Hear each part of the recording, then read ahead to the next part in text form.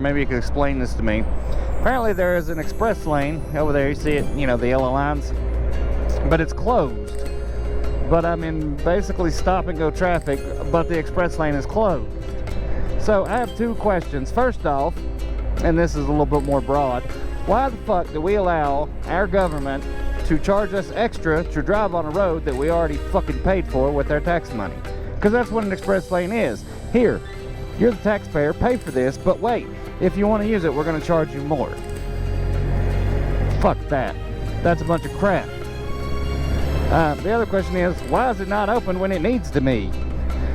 Look at the traffic.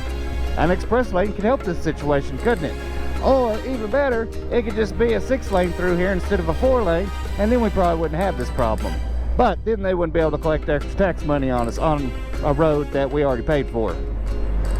And I know you people want to go around and bitch about how much so-and-so's being taxed or how little this guy's being taxed. Fuck that, you need to be bitching about how much you're being taxed and what little you're getting in return for it. They're literally taking your tax money, building the road, and then charging you to drive on it.